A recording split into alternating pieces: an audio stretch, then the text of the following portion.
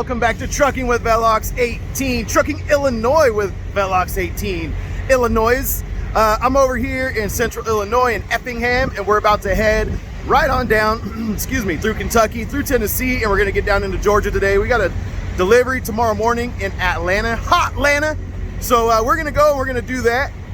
Today we're gonna just get that like 550 miles, pretty close to done. I might stop in like Dalton, Georgia, right there by Chattanooga. I don't know. We'll see how far I decide to go. I don't really know Atlanta that well. I've never had to stop around there at night, so I'm kind of I'm gonna be looking for somewhere that'll be good to stop. Hey, look, hold on. You guys gotta see this because I mentioned it the other day, but there's onions on the flatbed right there. And some of you understood the reference when I said that, because Trucking Together put out a video a week and a half, 2 weeks ago, about how he hauled onions on the flatbed, and he didn't enjoy it too much. And so I kind of made fun of that a couple videos ago in my intro. I'm like, who would even do onions on a flatbed? Anyway, so some of you guys understood that, and you guys know that I'm friends with them and that it was all in good fun. It was all in good fun. But sorry, this is a weird intro.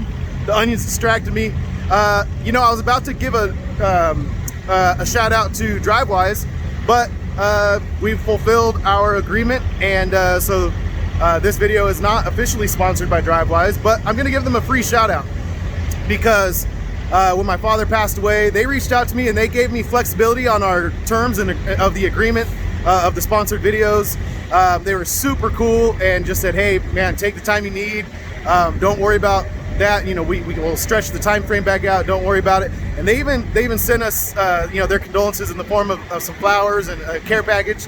And so I have nothing but respect and love for DriveWise. So love you guys. I appreciate you guys, DriveWise. Thank you guys for sponsoring the videos and for just being cool, being human beings, and having some compassion. I think it's rad. So this one's on me. You guys go download DriveWise. I'll even put the link in the description just because I'm talking about it. Click on the link in the description, get 30 days for free. If you don't know what DriveWise is, where you been? You gotta go back and watch the videos. It's an app on your phone. It helps you bypass thousands of weight scales all across North America. So yeah, that's what that is, all right? But with that, we can now officially roll the music.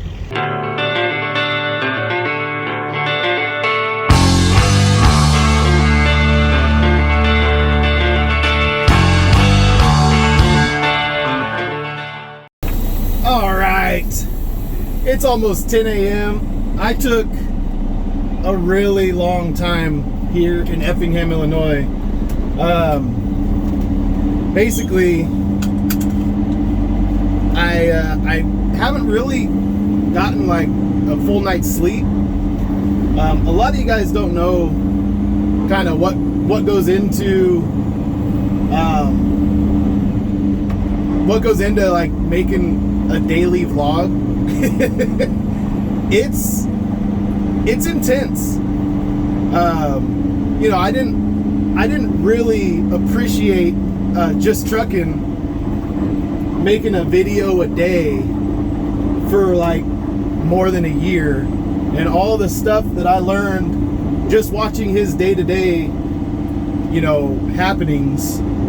And you guys can have whatever opinions you want about just trucking, and I think a lot of people are a little jealous of his success because he doesn't have to take crappy freight like I am right now to make a living, because his YouTube channel's done so well he can park the truck like we'd all like to right now. But the fact is that I learned a ton from watching his daily vlogs, and I had no clue when I set out to kind of you know, mimic his success and kind of copy what he does on YouTube. And I'm okay with saying I saw what he was doing and I was like, hey, I want to do that, but on the West Coast, you know, in California. That's why my channel was called Trucking California with Velox 18, because I wanted to do the same thing but focus on the lanes that I was going to be on. And that is, you know, that's kind of, wait, why am I,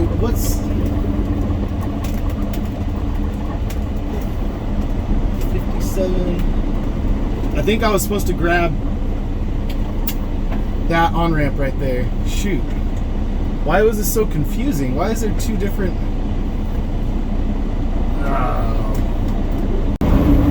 Alright, I don't think I've ever seen that type of a setup.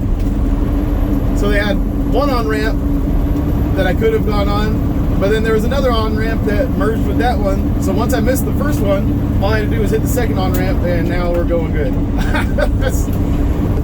I think my GPS was telling me to take the second one, but then once I was taking the second one, I was like, I just missed the on-ramp I needed because I was following a dang map. I didn't realize that it was taking me to the on-ramp number 2 for the same highway, whatever. What I was saying about just trucking though is I didn't appreciate how much work goes into putting a video out every day. Now that, you know, my channel has grown and we're kind of, you know, I've got a lot going on. I got a lot of people reaching out to me. I've got, you know, sponsorship and all kinds of other stuff going on at the same time, all combining. And the fact is making a video a day is tough. I usually sleep about 5 hours a night, maybe 4 if I'm really getting, you know, if it's really busy. So last night I decided I needed to get a little bit more sleep. So after I edited my video, I watched an episode or 2 of the show Community. It's just something dumb and light that doesn't make me think or anything. So anyway, so I watched some of that and then I went to sleep. And then I didn't set an alarm. I got 550 miles to do today, and then I have a 10 a.m. delivery appointment tomorrow. I was thinking about stopping at the house today and leaving out early and going to the house and spending time at the house. But I'd be saving myself, you know, like a decent drive to get down to Atlanta the next morning, or, you know, kind of splitting up my drive into 2 separate shifts. I was like, you know what? I think what would be better for me than stopping at home, because really if I stop at home but I don't sleep at home, then it feels like a little wasted. I think getting a good night's sleep is more important, I guess is all I'm saying. So if I could get home and get a good night's sleep in my own bed, that would be good, because that's where I sleep best. But I went to sleep last night. I didn't set an alarm. I just slept as long as I could. And woke up a couple times in the morning and just kind of like, yeah, I don't feel like getting up yet. I think I woke up at like 6 and then woke up at like 7. And then I ended up staying in bed until like 8:30. And then at 8:30, I decided, all right, I'll start waking up. And then I got on the load board, so I looked for a load out of Atlanta. I started just, you know, kind of slowly taking my time this morning. So now it's almost 10 o'clock and we finally got out of there. But you know, we got about 7 hours until we get to Dalton, Georgia, which I think I've decided that's where we'll stop. And so yeah, it's just like let's just go for a drive, man. Let's just go drive it.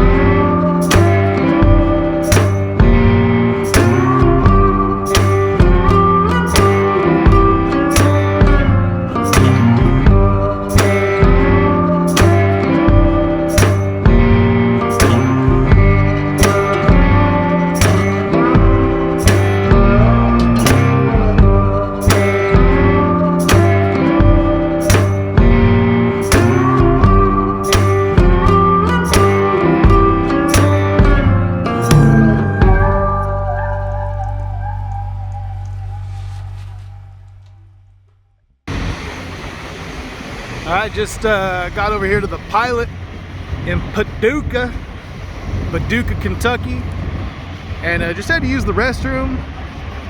And but I was thinking, you know, I could get my drink in here for free with each fill up, which I have like 40 saved drinks because I didn't cash them in for a while. But then there's a Charlie's cheesesteaks right over here. So I was sitting there thinking, you know, that might sound good. So I think I'm gonna go ahead and just take like a lunch break here and go over and get a Charlie's cheesesteak while yeah, I think that's what I'll do. I'm gonna get my drink first and then I'll go do my Charlie's cheesesteak. All right, so I went over to Charlie's Philly cheesesteaks, and I got myself an old school. So they don't have the whiz, but they do have like a regular cheese sauce. So I told me, yeah, just make it with that. So it's got extra meat, grilled onions, provolone, and cheese sauce. So as with Philly cheesesteaks, it is messy, but ooh, you know, sometimes you just got to do what you got to do. Oh my goodness, the cheese sauce is hot, burning my fingers, burning.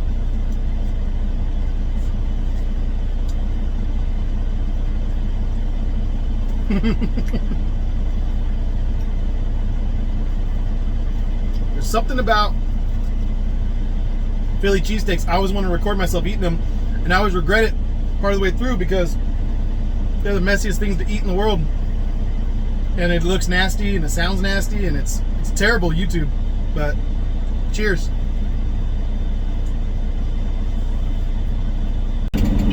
All right, we're taking off from over here. That cheesesteak was okay. I should have got the original one with the instead of getting the old school with extra meat and just grilled onions. I should have left the peppers and mushrooms. I should have gotten one of the kind of like the original Philly cheesesteak that they have. But that one had lettuce and tomato and mayo on it, so kind of weird. You know, not exactly like the Philly cheesesteak that I imagined.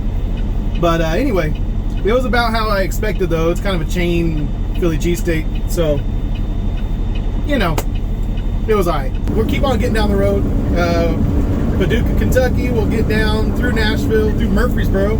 I was thinking about trying to maybe stop like somewhere and meet my family for like, but I'm going to be going through there in the late afternoon. It's not quite going to be dinner time, and then my wife and my daughters every night this week pretty much is like either a back to school night or a registration night or something like that for one of my kids. So we so that's kind of what my wife has things to do tonight. So I'm not just gonna go and make them drive out for a half-hour break, you know, 20 minutes from the house. Like, just leave them be. But all right, I'll catch up with you guys down the road.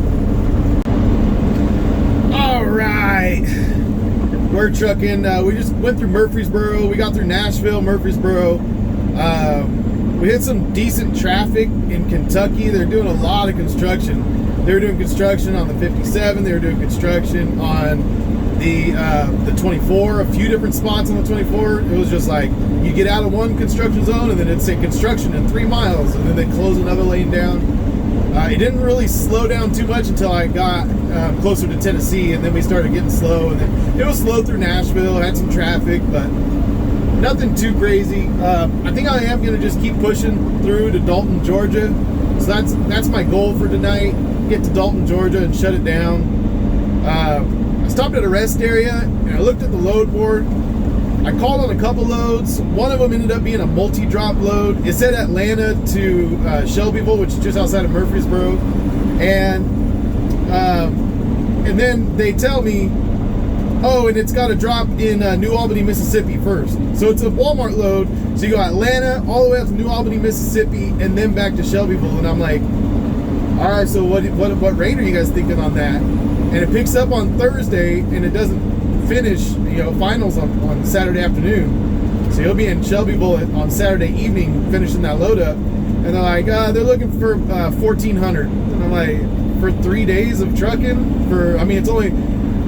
I was like, do you know how many miles it is? Sorry, I didn't see these guys till the last minute here. I said, do you know how many miles that is? Like, just, because a lot of times they have it just already there. And he says, yeah, it's 499. I'm like, okay, so you guys are trying to do like 280 a mile for a 1 pick, 2 drop that takes 2.5 days. And he's like, yeah, you could let me know what your offer is. I was like, I'd need like at least like 2,400 for that one. And he's like, I can run it by him. I was like, oh, yeah, go ahead. And then they came back and he's like, we can go as high as like 1,500 or something like that. I'm like, all right. I was like, I'm not interested. Have a good day. I'll find a little short hop from Chattanooga to Nashville for $800, and I'll do way less miles and be done a day earlier, 2 days earlier. So yeah, looks like we're running into a little bit of a storm here. Seems like I think the last 3 times I've gone up and over Mont Eagle, I've gone through rain. So I think it's just kind of the way it is down here, and this area must just something to do with this area. Pulls a lot of moisture and dumps it all out, because I can tell it's raining up there. So there's state trooper, howdy doody state trooper. Yeah, so we'll go keep on trucking and get through this rain, I guess. I'll catch up with you guys down the road. All right, we're down here, coming towards Chattanooga, but look at this downpour we got right here. I mean, this is it. It looks like it's fog because of how much rain. Like, look at this motorcycle guy. He knows what's coming. He pulled over right here. Ooh, we got a little lightning right there. Did you see that? But yeah, I just wanted to drive into this downpour with you guys on the camera here, because this thing is serious.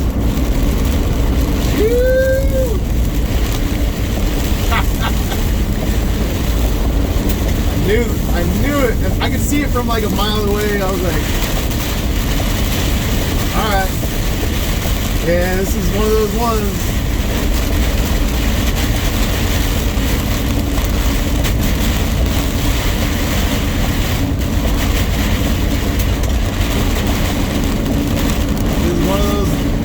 Really heavy downpours. I don't know how well it comes through on the, I don't know if it looks like harder to see or easier to see to you guys, but I can tell you that we're almost at the level where it's like maybe I should pull over. Like, it's a little lighter now, but like that initial one, it was like we're almost at that point where we should just pull it over and wait it out. It's a small storm and it's headed due north, so we're headed south, and we'll pass through it fairly quickly, I think. But there's someone pulled over.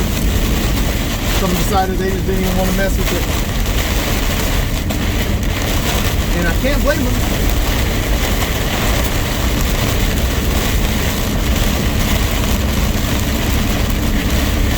There's a little bit of wind too, but I'm loaded down pretty good. It's the cars on the shoulder that kind of freak me out, though. That's one of the reasons why I don't want to stop, because I don't want to get rear-ended. That's a good idea. He's near an on-ramp. You can pull over there a little bit easier and have a little bit more room between you and the...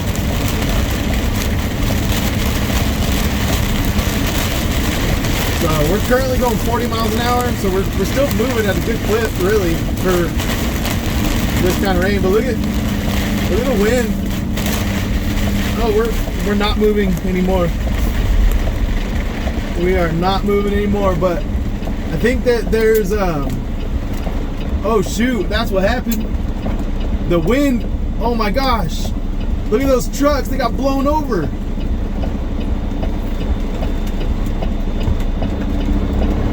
Oh my goodness. There must have been pretty good downburst or possibly even a tornado right here. I'm not sure. You don't blow over trucks like that without some serious wind. I saw some of the debris on the ground and stuff, and I thought, man, the wind's really blowing. But I never saw it blow that hard. It was...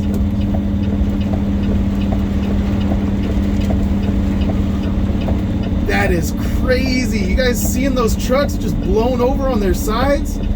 I mean, holy crap.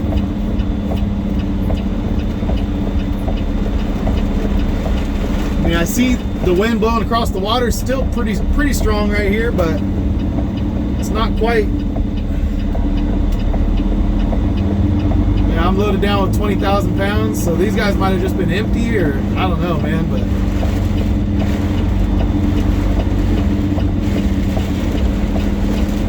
I hope they're okay. Seems like the driver of the white one is out. Looks like maybe the blue one, looks like they're trying to help him get out, or maybe they're just getting his stuff out of there.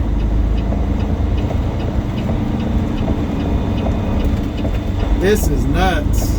Let's see what's going on. The damn brick.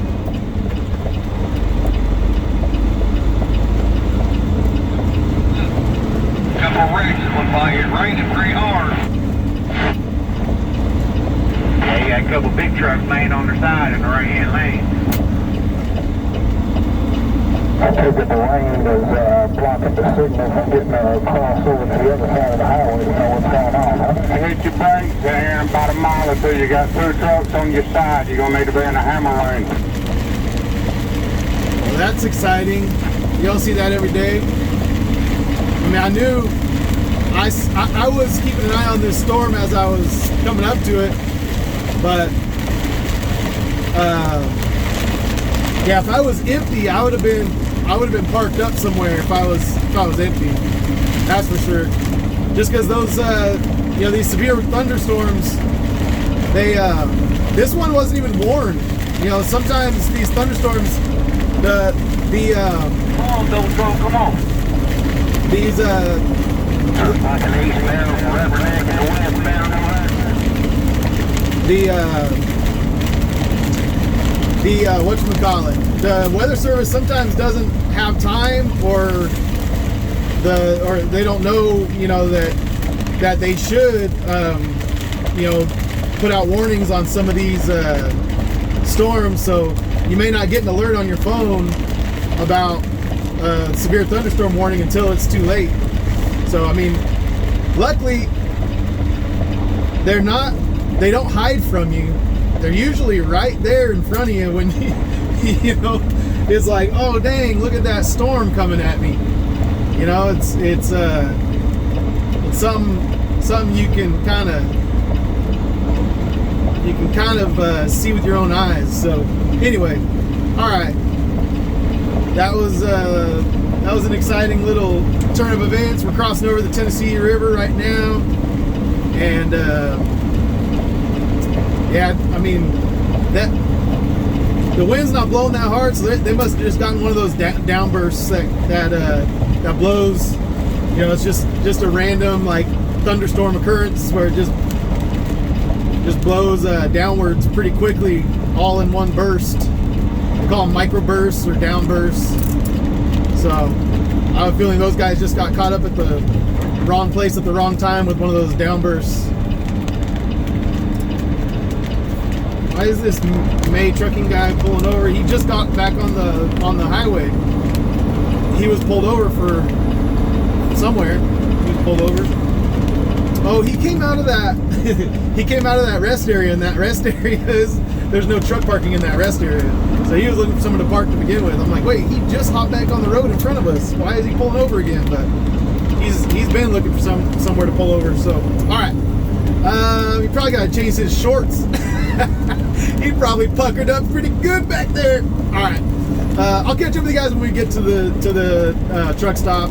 It's just about, I don't know, depending on the weather and the traffic to Chattanooga, probably about 45 minutes away, give or take. So I'll catch up with you guys then.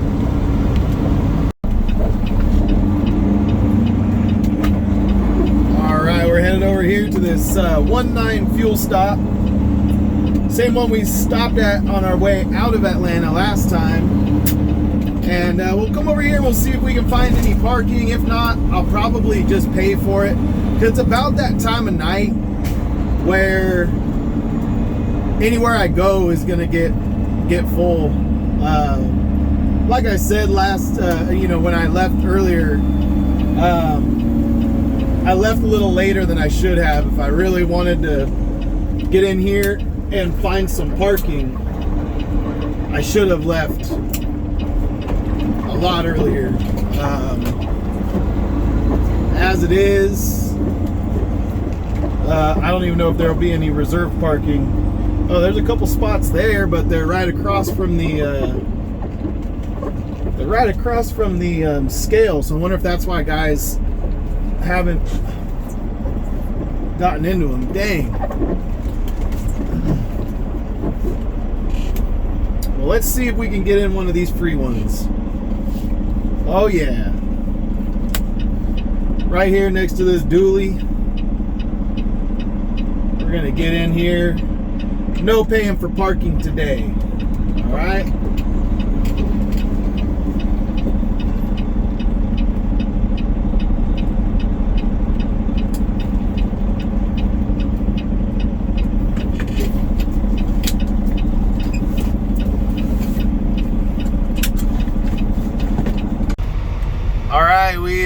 We made it in here to our parking spot.